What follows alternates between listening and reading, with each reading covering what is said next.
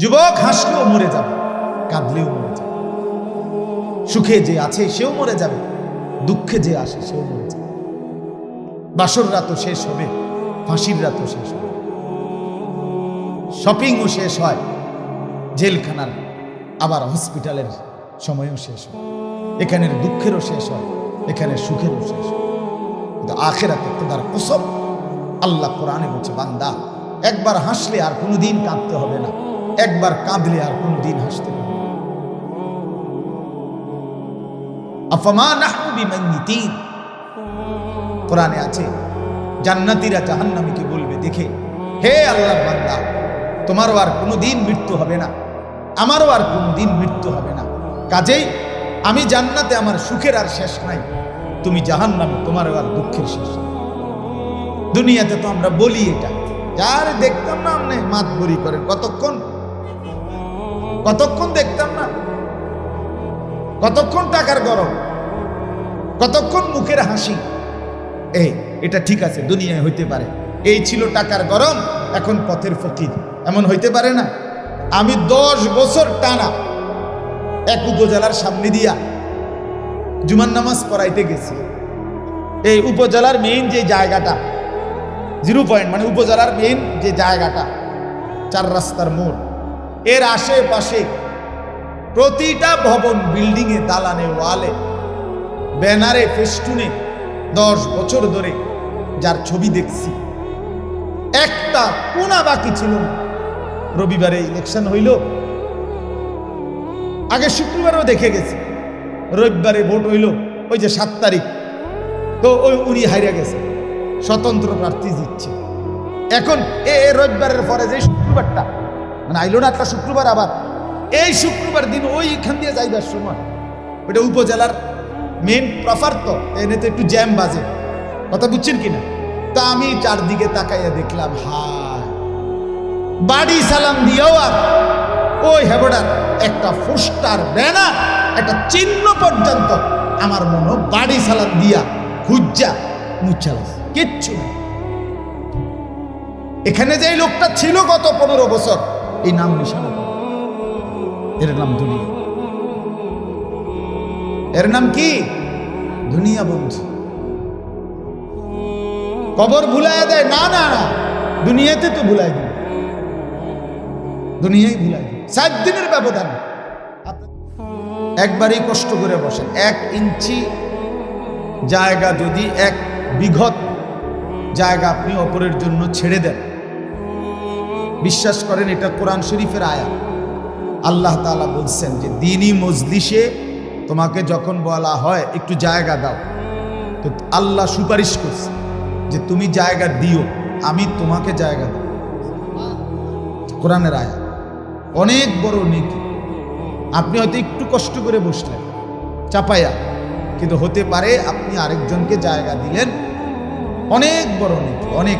এর চাইতে বড় কথার কি হইতে পারে যে আল্লাহ নিজে বলছে, ফাফসাহু ইয়াফসাহিল্লাহু লাকুম, তুমি প্রশস্ত করে দাও জায়গা, বান্দা আমি তোমাকে প্রশস্ত জায়গা দেব। অনেক বড় ফজিলত। বুখারী শরীফের হাদিসে আছে, নবী সাল্লাল্লাহু আলাইহি ওয়াসাল্লামও বলছেন, মান রাআ ফুরজাতান ফাজালাসা ফিহা ফাকাদ আওয়া ইলাল্লাহ, যে ব্যক্তি কোনো দ্বীনি মজলিসে ফাঁকা জায়গা দেখলো, ফুরজাতান শব্দের অর্থ হলো ফাঁকা জায়গা, খালি জায়গা, শূন্য জায়গা, অতঃপর নিজে পূরণ করে বসলো, নবীজি বলেন সে যেন আল্লাহ তাআলার ঠিকানায় পৌঁছে গেল। তাহলে এই সুবহানাল্লাহ শুধু বলার জন্য না, মানে আটটু আজ্ঞানের জন্য। সুবহানাল্লাহ বলিয়ে তো বুঝলেন, বুঝিয়া দায়িত্ব দিলেন কারে? আরেকবার নড়েন, আরো একটু জায়গা হবে, ও আসেন আরেকটু আগা, আরো জায়গা আছে, আমার বুঝ আছে না? হ্যাঁ, জায়গা আছে, মাশাআল্লাহ। কথাটা গুরুত্ব দেন। যে শুনলেন না, তো সে তো নবীজির কথা প্রত্যাখ্যান করলেন। আমার কথা কি? এটা একজন আলেমের জবান ব্যবহার হয়, কিন্তু কথা তো কার? আল্লাহর এবং রাসূল। যেমন মসজিদের মুয়াজ্জিন, তিনি আজান দেন, তো মূলত তো মুয়াজ্জিনে আজান দেন, সে শুধু জবান ব্যবহার হয়, কিন্তু ডাকে মূলত আল্লাহ পাক নিজে। আহ্বান আল্লাহ, এজন্য কোরআন শরীফে আছে ইজা নুদিয়া লিসসালাহ, যখন তোমাদেরকে ডাকা হয় নামাজের জন্য, ডাকা হয় কর্মবাচ্য, অর্থাৎ আল্লাহর পক্ষ থেকে ডাকা হয়। লোকটা আল্লাহ বলছেন যে আমার, আমি ব্যবহার করছি তাকে মুয়াজ্জিন, কিন্তু আহ্বানটা মুয়াজ্জিনের। মুয়াজ্জিন ডাকতেছে আপনাকে নামাজের জন্য, না না, আল্লাহ ডাকতেছে। কথা বলেন না, কে ডাকছে? এটা কিন্তু গুরুত্বপূর্ণ, এটা বুঝের ব্যাপার। ব্যক্তির হিসাবে তার দামও নির্ধারণ, মানুষ আগে বুঝা লয় যে কে কইছে কথা। কথা বুঝছেন না? মেম্বরে কইলে যেদ্দুর ওজন, চেয়ারম্যান কইলে আটটু বেশি ওজন, এমপি সাহেব বললে আটটু বেশি ওজন। ব্যক্তির অবস্থার আলোকে কথার ওজনও কি বাড়ে, কথার ওজনও বাড়ে। আপনি যখন বুঝলেন যে আল্লাহ ডাকছে, তো প্রকৃত মুমিন যে, তার কাছে এই কথার দাম অনেক বেড়ে যাবে, সত্যিকার অর্থে যদি মুমিন। আমি একটা ছোট্ট উদাহরণ শোনাই তো বুঝবেন। বুখারী শরীফের 2য় খণ্ডে আছে, আমি নিজেই হাদিস পড়াইছি ছাত্রদের। মুতার যুদ্ধে, নবীজির জামানার একটা যুদ্ধ, যেই যুদ্ধে আল্লাহ নবী সাল্লাল্লাহু আলাইহি ওয়াসাল্লাম খ্রিস্টান বাহিনীর বিরুদ্ধে যুদ্ধ করার জন্য 3000 সাহাবী পাঠাইছিলেন। নবীজি নিজে যান নাই, যুদ্ধের কাফেলা পাঠাইছে। স্বেচ্ছাসেবক ভাই, তোমরা তো বাহিরের আওয়াজ কমাও, বাহিরে বাচ্চাদেরকে সরাও এখান থেকে। তো আরেকটা ছোট্ট অনুরোধ ফাঁকি দিয়ে, আমার ভাই এই হাতে ধরা যাদের মোবাইল, দয়া করে এটা নামায় ফেলেন, মোবাইলটা আলগি দিয়ে ভালো হবে, আপনার ভালো হবে। 1 ঘন্টা করে হিসাব করা, আপনি আমার দিকে তাকান, তাকাই আসুন, নিশ্চিত আমি বললাম আপনার উপকার হবে, আপনার ভালো হবে। মোবাইলটা জমাইয়া কোনো লাভ নেই, কোনো লাভ। মোবাইলে 50,000 ওয়াজও যদি থাকে, আপনার জিন্দিগিতে যদি না থাকে, কোনো ফায়দা নেই। হাসরের ময়দানে ফেরেশতা মোবাইল জমা নিবে না, আমল নামা জমা নিবে। কথা বুঝেন নাই? এটা জরুরি বাপ। এজন্য যত লোক দেখবেন হাতে ধরে রাখে, ওই স্ট্যান্ডওয়ালাদের তো বসে যায়, তার ওই যে দেন হেরা বসে গেছে, এদের এটা হেরা মটর মটর করে ঠিক করে এরপরে বসে, কিন্তু হাতে ধরে রাখে যে, তার সারাক্ষণ জেহানটা, তার ব্রেনটা এটার মধ্যেই থাকে, যে এটার মধ্যে ঠিক মতো উঠতেছে কিনা, একটু পরপর মিনিট মিনিট তার নজর এটা দিয়ে। ফলে সে হৃদয়ে গ্রহণ করার মতো কোনো কথা হয় না। আপনি দেখে পরীক্ষিত, আপনার হৃদয়ে আর আসবে না এটার মধ্যে। তো এটার মধ্যে খুব সাউন্ড সুন্দর হয়েছে, কালারও সুন্দর হয়েছে, হুজুরে একেবারে ফুটতে উঠছে, মনে করে কি আমনের কি হয়েছে সেটা না করে, বুঝেন না আমার কথা? একজন বক্তার খুব জনপ্রিয়তা, তার জনপ্রিয়তা মনে করেন 1 কোটি মানুষ উনারে চিনে, তো চিনে আর আমনের কি তা, আমার জনপ্রিয়তা হলে আমনের লাভ কি? বলেন না কেন? কথা বুঝেন নাই? আপনার পরিবর্তন কি সেটা বলেন, আপনার হালাত কি সেটা বলেন। এই জন্য ওয়াজের মাকসাদ কিন্তু এটা, জিন্দিগির বদলানো, জীবনের পরিবর্তন।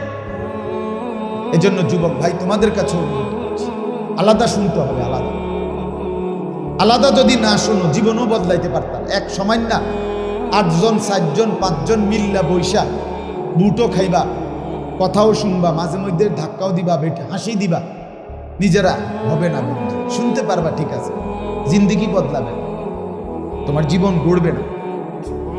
সমবয়সী জীবন গড়ে না, সমবয়সী অধিকাংশই নষ্ট করে দেয়, ফালতু বানিয়ে দেয়। এই জন্য নিজের পরিবর্তনের জন্য আমি সবসময় বলি, যে ফাস্ট হয় সে কিছুটা নির্দয় হয়, তার দয়া কম। কেন? দয়া মায়া লইয়া সবাই আগাইতে গেলে হেবড়া কোনো ফাস্ট হয়, সবাই থুইয়াই হেরে কি করতে হবে? কথা বুঝেন নাই? দৌড় তো দিছিল এখান থেকে সবাই, এখন যে ফাস্ট হয় সে দয়া মায়া দেখাইল ওই গুনিয়া নেই, যে না সবারই লই এই দৌড়াই, তো তাহলে ফাস্ট হলো কেন? বুঝেন নাই? যে ফাস্ট হয় তাকে এই মুহূর্তে দয়া করতে লাগে, বরং এখন সে দৌড়াইতে হবে, সব ফেলেই তাকে সামনে যাবে। যে কবরে উত্তীর্ণ হবে, যে আখেরাতে ডান হাতে আমলনামা নিতে চায়, যে মিজানের পাল্লায় নেকি ভারী করতে চায়, যে পরকালের ফুলসিরাত পার হয়ে জান্নাতে যেতে হয়, তাকে সকল বিষয়ে সর্বক্ষণ একসাথে আগাইলে হবে না। কেউ আসতেছে না এ কথা বলে থেমে গেলে হবে না, আমি নামাজে যাব। কেউ শুনতেছে না এই কথা বলে থেমে গেলে হবে না, আমি হালাল খাবো। ঠিক আছে, এই সমাজ ভেসে যাক, আমি বাঁচতে চাই, আমি বাঁচতে চাই। এটা যদি কেউ না মনে করে, বিশ্বাস করে, সে বদলায় না, পরিবর্তন হয় না। আপনি যদি এটা বলেন আমি আর একজনে কি করব, সমাজ সবার একরকম এই দশা, তো এটা হলে আপনি জীবনও পারতেন। মনে করেন আমি কুমিল্লা শহরে বড় হয়েছি, কুমিল্লা ঠাকুরপাড়া শহরে। আমার আব্বা 43 বছর এক মসজিদের ইমাম ছিলেন কুমিল্লা শহরে ঠাকুরপাড়া এলাকায়। এখন এই যে 43 বছর আমরা ছিলাম শহরে, আমার মা ভাই বোন সবাই, আমার আব্বা মা, তো আমাদের ঘরের চতুর্দিকে প্রতিটা ফ্ল্যাটে বিল্ডিংয়ে দিবা নিশিত টেলিভিশন চলছে। কিন্তু এর মাঝখান দিয়ে আমরা দ্বীপের মতো ছোট্ট কদ্দুর ঘরে সরকারি একটা বাসায় থাকতাম, ছোট্ট বাসা, মা হিটারের চুলা দিয়ে রাঁধতেন। তো এর মধ্যে এই ঘরে তো কোনোদিন 5 ভাই 3 বোন, আমরা 8 জন ভাই বোন বড় হয়েছি মায়ের আদরে বাবার আদরে, কিন্তু কোনোদিন আমরা টেলিভিশন দেখিনি, আমাদের ঘরে আনে নাই। তো আমাদের জিন্দেগি কি বড় হয় নাই? কথা বলেন না, আমরা কি সব ভাইসা গেছি? আমাদের কি বাচ্চা কাচ্চা নাই এখন? সোজা হিসাব। তাহলে এই সমাজের সবাই ভাইসা গেছে বলে আমি ভাসতে হবে, এটা কোনো কথা, এটা পরাজিত কথা, এটা কাপুরুষের কথা, এটা হীনমন্যতার কথা, এটা দুর্বলের কথা, অক্ষম অপদার্থের কথা। সাহসী যে, সুপুরুষ যে, সে তার গন্তব্য চিনে, সে তার মঞ্জিল বুঝে। সবাই হারিয়ে যায়, আমি হারব, এটা একটা হিম্মতের ব্যাপার।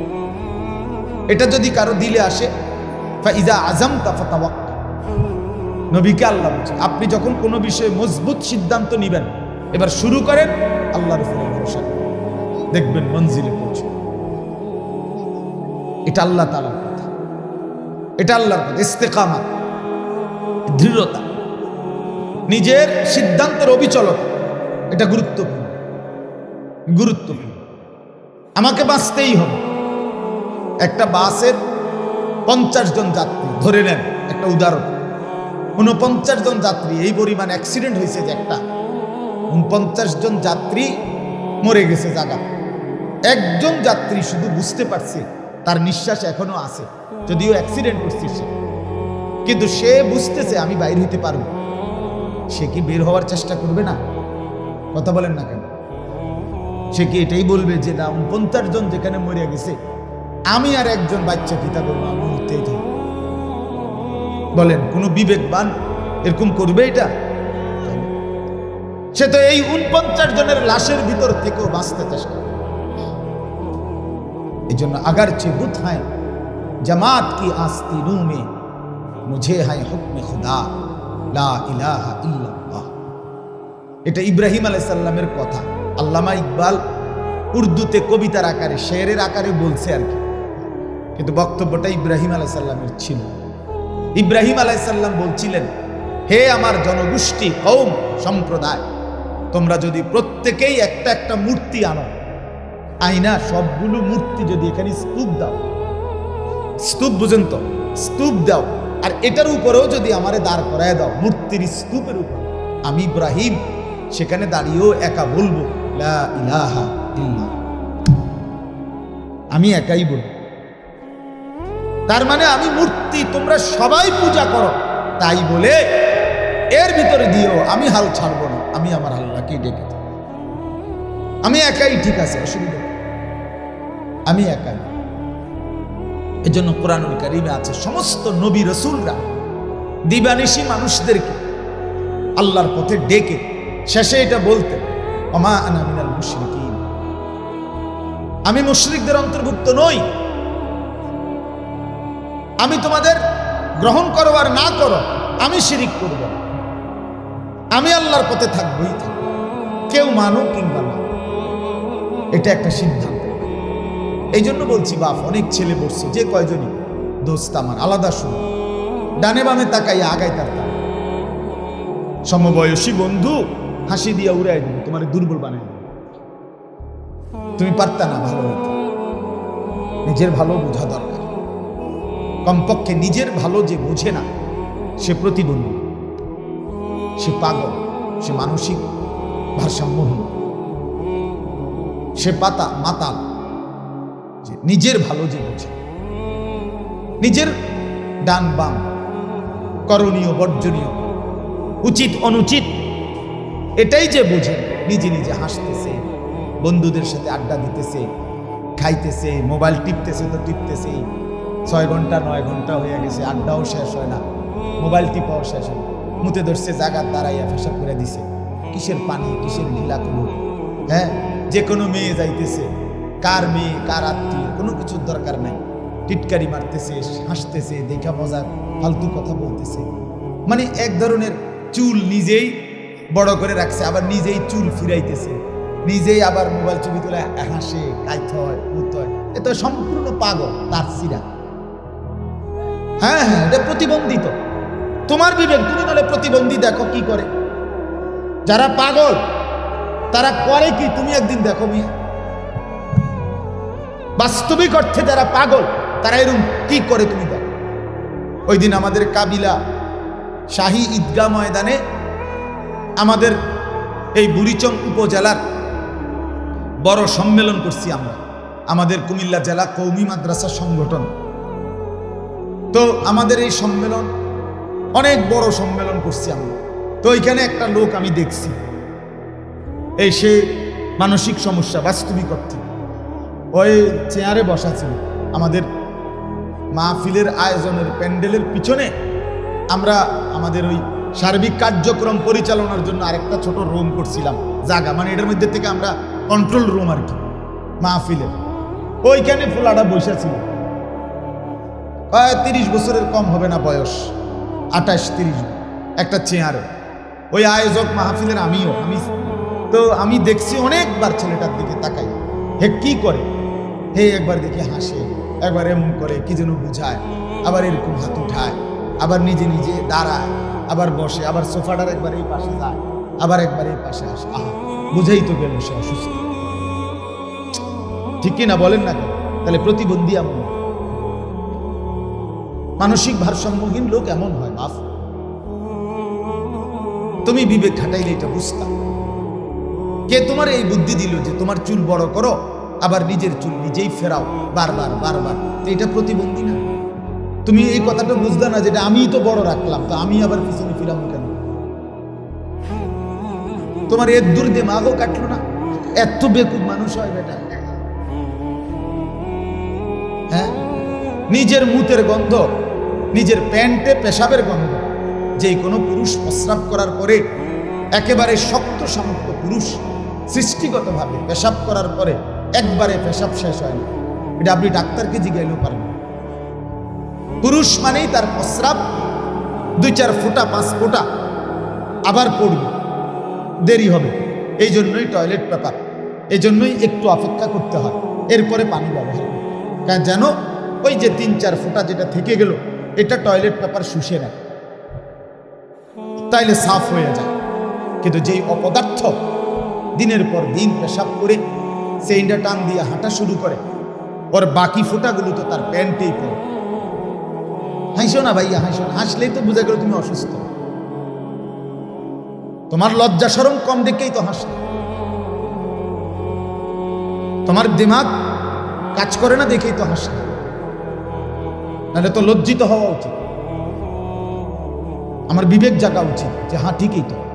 তাইলে সারাদিনে কেউ যদি 10 বার পেশাব করে, আর প্রতিবারে যদি 5 ফোঁটা করে পেশাব প্যান্টে জমা হয়, তাহলে 50 ফোঁটা। 50 ফোঁটা পেশাবের তো অনেক গন্ধ, দুর্গন্ধ। এতগুলো দুর্গন্ধ প্যান্টে থাকার পরেও এখানে প্যান্ট, এখানে নাক, এত কাছাকাছি নাকে, যার নিজের নাকে নিজের প্যান্টের দুর্গন্ধ, মুতের গন্ধ লাগে না, অনুভব হয় না, এ তো অসুস্থ ছাড়া আর কিছু না। এ তো মানসিক সমস্যা, এ তো প্রতিবন্ধী। প্রতিবন্ধীরা এমনই হয়, যার কাছে পেশাব পায়খানা, যার কাছে পাক না ফাঁকের কোনো কি থাকে না, পার্থক্য থাকে না। এজন্য সাফ বললাম, কি পড়ছো নিজের বিবেককে বলো। বাংলা অঙ্ক ইংরেজি পড়ছো, শিক্ষিত হচ্ছ, বাংলা অঙ্ক ইংরেজি আমরাও পড়ছি। কুমিল্লা ভিক্টোরিয়া কলেজ থেকে আমি মাস্টার্স পাস করছি। হ্যাঁ, সরকারি আলিয়া মাদ্রাসা থেকে কামিল পাস করছি, কওমি মাদ্রাসা থেকে দাওরায়ে হাদিস পাস করছি। ইংলিশ স্পিকিং কোর্সে 1 নাম্বার হয়েছে, এটা পড়ছি। এটা আমার বুঝান লাগবে, আমি বুঝাইতে চাচ্ছি তোমার দিমাগ কোথায়, আকল কোথায়, বিবেক কোথায়, সাধারণ ন্যূনতম সেন্স আমার তো কাজ করা উচিত। যে কিরে, আমি এত 6 মাসের একটা বাচ্চাও তো পেশাব করে কাইন্দা দেয়, চিৎকার শুরু করে, তার মা এসে তার হাফ প্যান্ট বদলা, নতুন হাফ প্যান্ট পরা।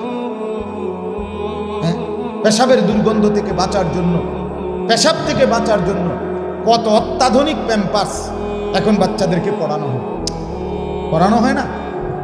তো তো এটা এর দিমাগ নাই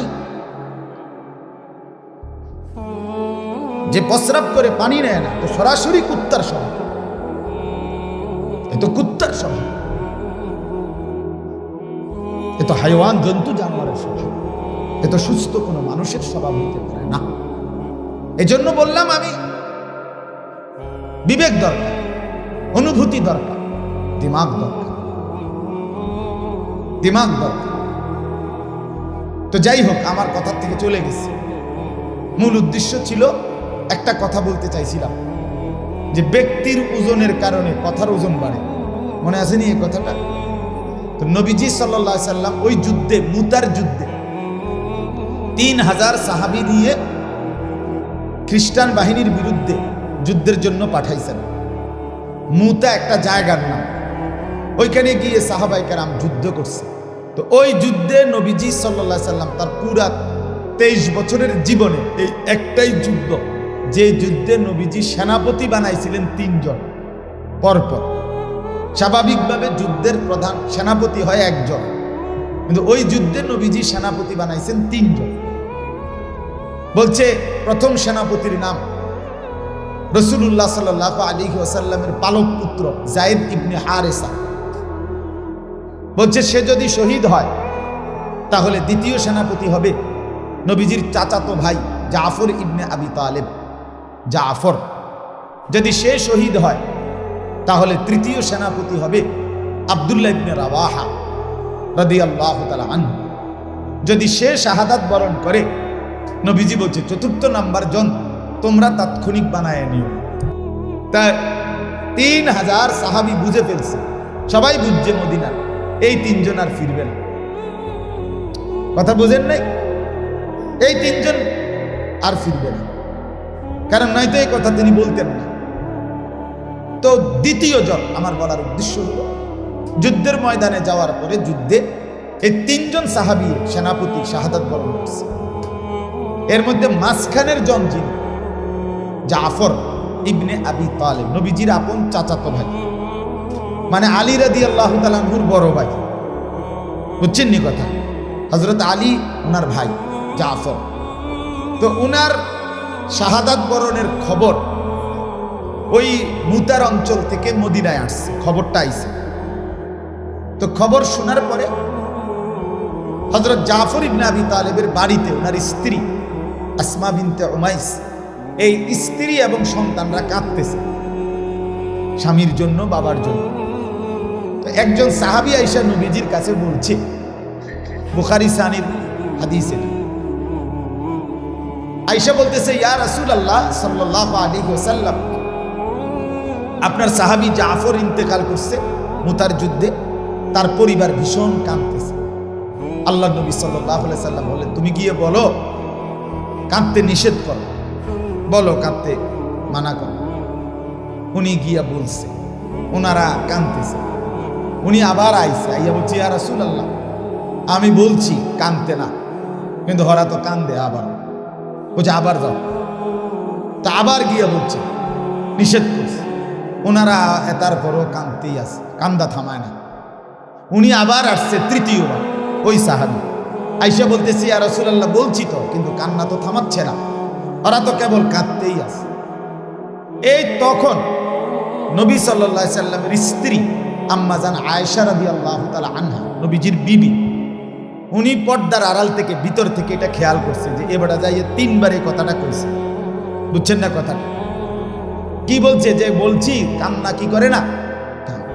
তখন আয়েশা রাদিয়াল্লাহু তাআলা আনহা পর্দার আড়াল থেকে ওই উনারে ডাক দিয়া বলছে, শোনো, তুমি যে এই যে গিয়া কইছো কান্না থামাইতে, নবীজি যে কান্না থামাইতে কইছে, নবীজি কইছে এই কথাটা কইছো, বুঝো না এই কথাটা? এটা কইছো নি তুমি? না, তুমি তোমার থেকে কইতে আসো। হ্যাঁ, এটা তো বলি না। কই তো তোমার কথাই নি থামাবো না। কথা বুঝছেন না কথাটা? তোমাকে তো বলতে হবে কে বলছে। আল্লাহর রাসূল সাল্লাল্লাহু আলাইহি সাল্লাম বলছেন কি করতে না। তুমি এইটা না কইয়া চাইবা, তুমি এইটা না বলিয়া তোমার মাতবরি করো কি লেখা, তুমি পারবানি থামাইতে। বুঝেন নাই? এটা যখন এবার গিয়ে যখন উনি এটাই বলছে যে আল্লাহর রাসূল সাল্লাল্লাহু আলাইহি ওয়াসাল্লাম কান্না থামাইতে আপনাদেরকে নিষেধ করছে, কান্না থামাইতে বলছে, কানতে না বলছে, সাথে সাথে পুরো ফ্যামিলি চুপ হয়ে গেছে। তাহলে আমি কি বুঝাইলাম কথাটা? ব্যক্তির ওজনের কারণে কথার কি বাড়ছে কিনা, এই কথাটাই তো উনি আগে কইছে, হইছিল তখন, কিন্তু এখন যখন শুনছে এটা বলছে রাসূলুল্লাহ সাল্লাল্লাহু আলাইহি সাল্লাম, তখন কথার ওজন বেড়ে গেছে, এখন উনি চুপ হয়ে গেছে। এই জন্য বাপ একটা কথা আগেই বলেন, আমার ওয়াজের জন্য না, আজকে আপনারা মুসলমান, এই শ্রেণীর সাধারণ শ্রেণীর মুসলমানরা, বাবা, বয়স্ক, মুরব্বী, জওয়ান ভাই, তোমরাও, অনেকের ভিতরে এই মানসিকতা, প্রবণতাটা ইবলিস শয়তান বসায় রাখছে। আমরা অনেক সময় বলি, বুঝি, ভাবি যারা হুজুররা সব কথা দললে চলন যেত না, হুজুররা কয় কত কথাই, মাইক ফাইলি কি আর কে কম কয়, কইতো লাগলি কি আর কোনটা সারেনি, হুজুরদের সব কথা ধরলে কি আর চলন যাবে। এই যে কথাগুলো বলছেন, এগুলো কিন্তু টিটকারি করতেছেন আল্লাহকে, রাসূলকে। আমার কথাটা বুঝছেন? আপনি আসলে এই বিদ্রুপটা, এই ভাবনাটা ভাবলেন কার কথা? আপনারা আমি হুজুরের কথা শুনতে তো বলি নাই, আমার কথা শুনতে বলি নাই, আমি তো শুধু একটা মাইক, আমি তো একটা জবান।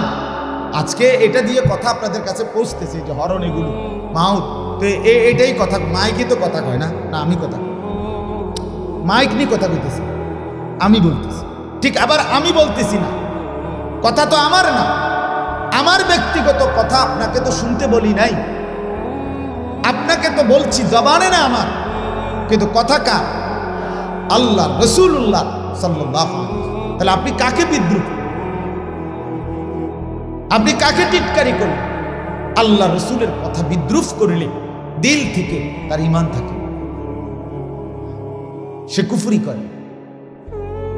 খামখেয়ালি মনে করেন না বাপ, অনেক সময় খামখেয়ালি মনে করেন। ইমাম সাহেব বয়ান করে জুমার নামাজে, আমনে বইয়া বইয়া জিমান এরকম করেন, জুরান, আপনি একটা বাপ যে ইতান আমার লাগে, আমার ফুট বিদেশ, আমার বাইক বিল্ডিং চালাইছে, আমায় খাইয়া দাইয়া ভালো আছি, আমার অসুবিধা কি? ইতান হুজুর ডিজারার বিপদ আপদ আছে, হুজুরের ওয়াজ হেটারা হুজুর, আমার কি? মানে কি বুঝাইতে চাই? ভাত মাছ চাল ডাল, একটা দালান, একটা বিল্ডিং, এই সোফা খাট পালং ইট বালু টাইলস, এতটুকুই জীবনের সফলতা? কথা বলেন না বাপ, যুবক ভাই বলো, এটাই সফলতা? একটা 10,000 টাকা দামের বড় মোবাইল আছে, আর কেউ তোমাকে কিছু বলে না, বাবাও তোমারে সাহস করে না, আপন মাও বলে না, পাড়া পড়শি কেউ কিছু বলে না, তুমি মন মতো খাচ্ছ, ঘুমাচ্ছ, সারা রাত উলঙ্গ ছবি দেখতেছ, নর্তকীর নাচ, জিনা, ব্যভিচারের দৃশ্য দেখতেছ, যা মন চায় তাই করতেছ, এটা সফলতা না, এটা তো পরাজয়, এটা বরবাদি। এখানে যদি এই জায়গাটার মধ্যে যদি আগুন জ্বলে, আগুন লাগছে মনে করেন, আগুন জ্বলতেছে, এখানে দাঁড়ায় এই ছেলেটা, বাবা তুমি দাঁড়াও, দাঁড়াও বাবা দাঁড়াও, এই যে ছোট বাচ্চাটা এখন আমাদের সবার সামনে, সে 1 পা 2 পা করে করে ওইদিকে যাইতেছে, এখন আমরা সবাই তাকাইয়া রইলাম, কেউ তাকে কিছু বললাম না, এটা তো তার জন্য কল্যাণ, ঠিক না?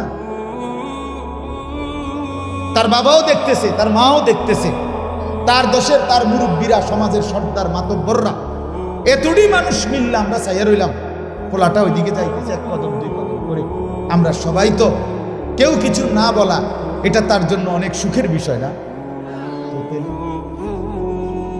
এইটা একটা বুঝে, এটা তো সে তো প্রতি কদম যাচ্ছে মানে আগুনের দিকে যাচ্ছে। তাকে যদি এই মুহূর্তে কেউ না ফিরায়, তাকে যদি কেউ, সে যদি ফিরতে নাও চায়, তারে দুইটা থাপ্পড় দিয়ে হলো ফিরাইতে হবে। ফিরাইতে হবে কিনা বলে? তারে পিঠে থাপ্পড় দিতে হবে, তারে ধমক দিতে হবে, তাইলেও তারে ফিরাইতে হবে। নাইলে তো সে প্রতি কদম সামনে যাচ্ছে, প্রতি মিনিট, বসো এবার বাবা বসো, প্রতি মিনিট আগাচ্ছে, সে তো আগুনের দিকে যাচ্ছে। দোস্ত আমার, বন্ধু আমার, এই বন্ধুর কথা মনে রাখো। আমি বললাম ভাইয়া, আমি আমার দরদের সবটুকু দিয়ে বলি কথা, চেষ্টা করি বুঝাইতে। তোমারে কেউ কিছু বলে না, তুমি মনে করো তুমি সফল না দোস্ত, তোমার বড় মুসিবত, তোমার বড় বিপদ।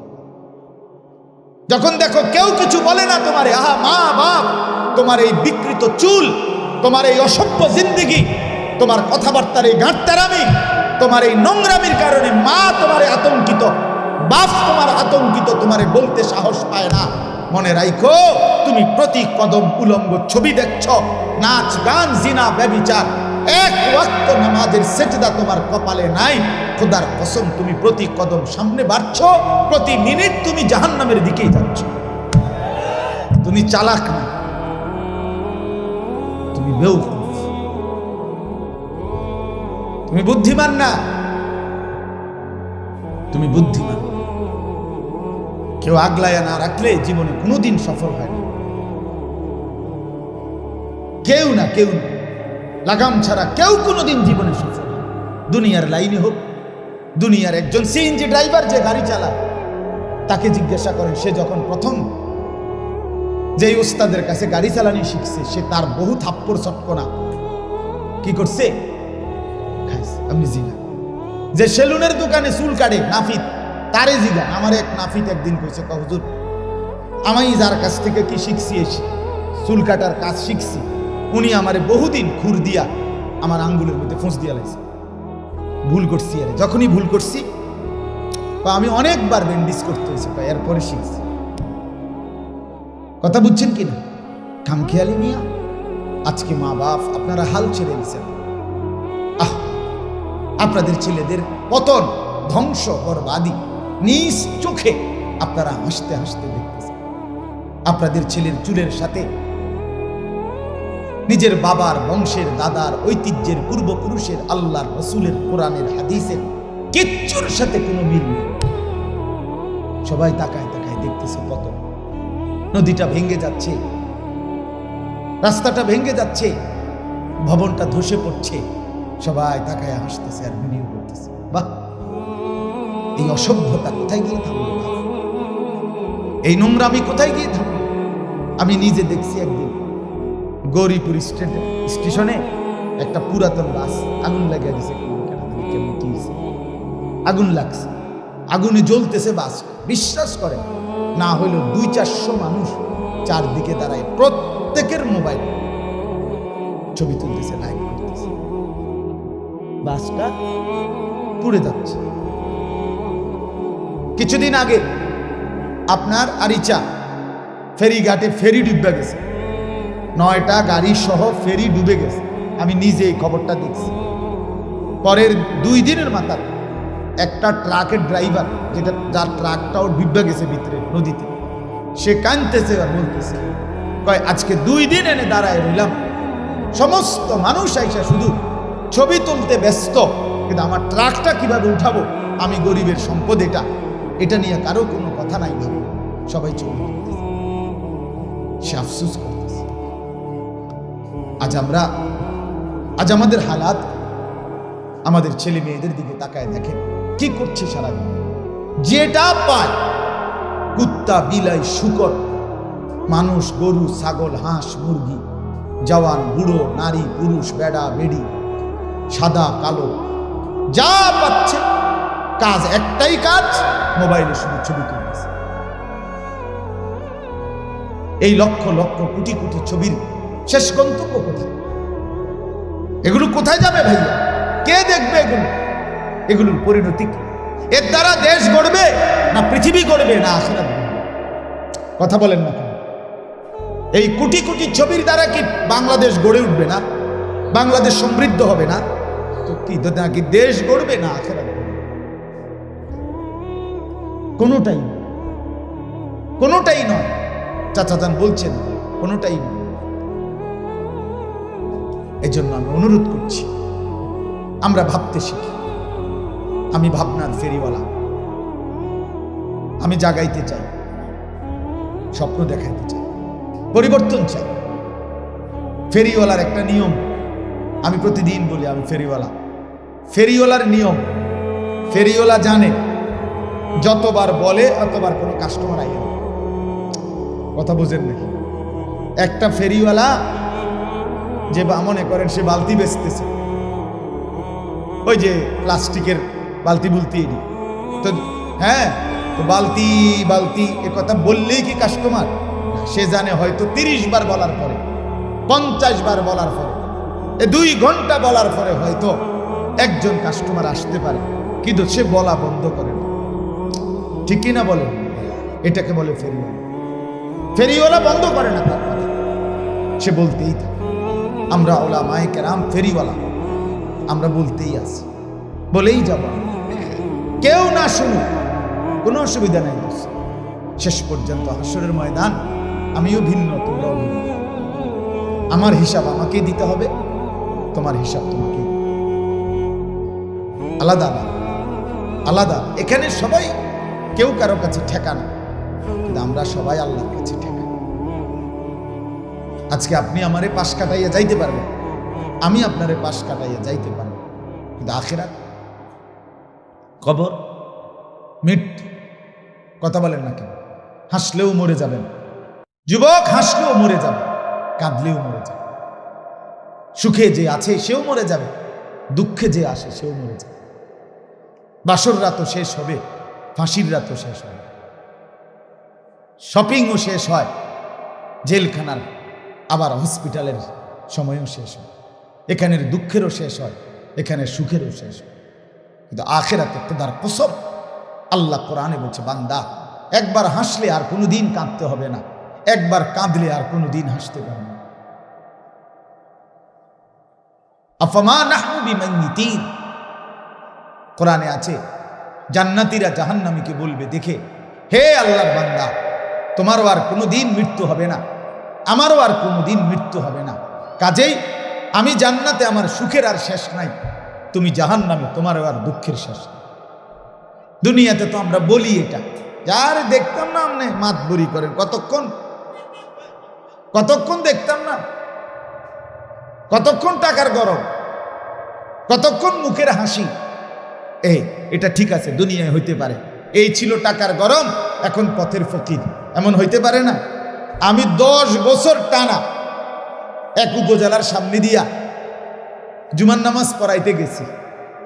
এই উপজেলার মেইন যে জায়গাটা, 0 পয়েন্ট, মানে উপজেলার মেইন যে জায়গাটা, 4 রাস্তার মোড়, এর আশেপাশে প্রতিটা ভবন, বিল্ডিংয়ে, দালানে, ওয়ালে, ব্যানারে, ফেস্টুনে 10 বছর ধরে যার ছবি দেখছি, একটা কোনা বাকি ছিল না।